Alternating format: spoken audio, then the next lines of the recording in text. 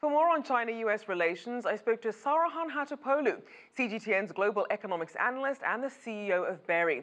I began by asking how relations could shift in the coming year.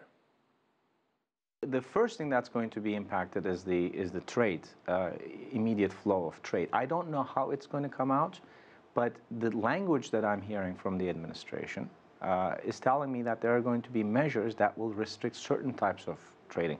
And the United States, when you look at the rhetoric as well, seems to be, Washington, I should say, not only the president, doesn't seem to take WTO very seriously. So anything that will go there as a possible illegal export subsidy or tariff barriers, and WTO says, well, they are right after a year or 2 years review that they will conduct, and that may not actually be listened to in Washington. So I don't see it very well in a very positive manner. In the short term, I think trade flows are going to be affected.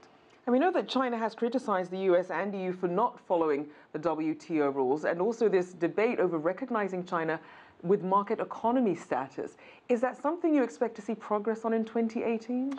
Yes, it will. I think it will, because China is gaining leverage. I think we should accept this. We're seeing it every day. I see it with my clients every day. In terms of WTO, it is interesting because since the accession to the WTO in 2001, from that time to the end of 2016, less than 40 complaints were brought against China. That number is about 73, I think slightly under 75 for the United States. So it is not as much as people think is happening in China, that they're really exploiting or sustaining growth at the expense of other countries through trade issues. So I am worried about how the U.S. is looking at WTO and how these issues are going to be resolved. Now, what about Chinese companies themselves? How have they fared in the U.S. market over the last year?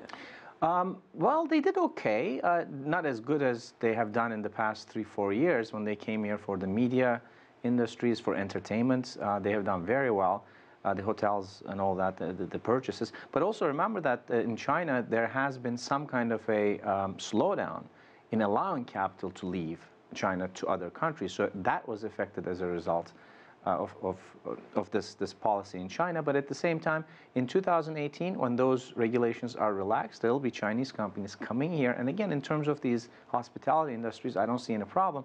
But again, the strategy paper mentions this too. They're going to look at this investment bids that the Chinese companies are making in the United States with a lot more scrutiny, especially in tech companies, especially in anything that requires innovation, AI, robotics. There'll be a lot of scrutiny. And what about for U.S. companies in China? We know that China has made moves with its free trade zones and also with its negative list. What are foreign investors and U.S. businesses looking for in China? Well, they want more transparency. I talked to some of them, and they're very straightforward, that they're very happy to be there. It's a huge market. The middle income group in China, Rachelle, in about a decade or so will be more than the U.S. population. So companies love it.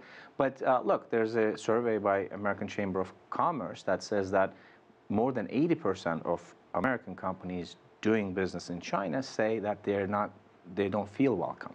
That's a big percentage. So something needs to be done here from the China side as well. Why are they not being made or feel welcome in the country? And I think some measures are being taken. Look, there's a great reform measure that was announced on financial industry. Foreign companies now are able to come in, Goldman Sachs and all that. They don't need local brokerages anymore. They can come and purchase. Majority ownership option is being provided. So that relationship has legs.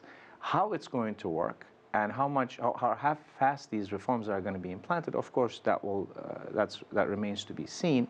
But in terms of American companies doing business in China, I think it is going to improve in 2018.